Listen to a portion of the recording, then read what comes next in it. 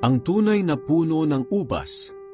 Sinabi pa ni Jesus, "Ako ang tunay na puno ng ubas, at ang aking Ama ang tagapag-alaga.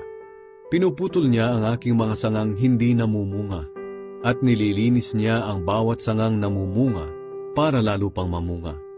Malinis na kayo dahil sa mga salitang sinabi ko sa inyo.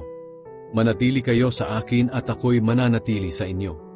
Hindi makakapamunga ang isang sanga malibang nakakabit ito sa puno. Ganoon din naman hindi kayo makakapamunga kung hindi kayo mananatili sa akin. Ako ang puno ng ubas, at kayo ang aking mga sanga. Ang taong nananatili sa akin at ako rin sa kanya ay mamumunga ng marami, sapagkat wala kayong magagawa kung hiwalay kayo sa akin. Ang hindi nananatili sa akin ay tulad ng mga sangang itinatapon at natutuyo, at pagkatapos ay tinitipon at tinihahagi sa apoy para sunugin. Kung mananatili kayo sa akin at ang mga salita ko'y mananatili sa inyo, ipagkakaloob ko ang anumang hilingin ninyo.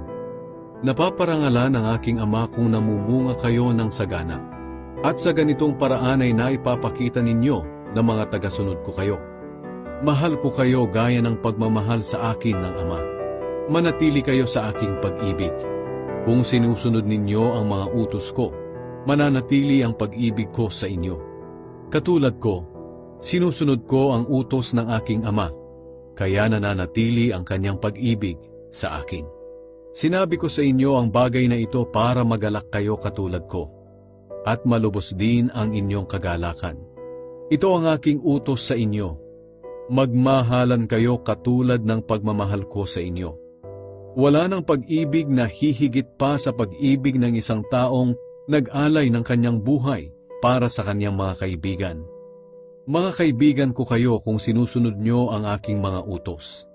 Hindi ko na kayo itinuturing na alipin, dahil hindi alam ng alipin kung ano ang ginagawa ng kanyang amo. Sa halip itinuturing ko na kayong mga kaibigan, dahil sinasabi ko sa inyo ang lahat ng narinig ko sa aking Ama. Hindi kayo ang pumili sa akin, kundi ako ang pumili sa inyo, para humayo kayo at mamunga ng mga bungang mananatili.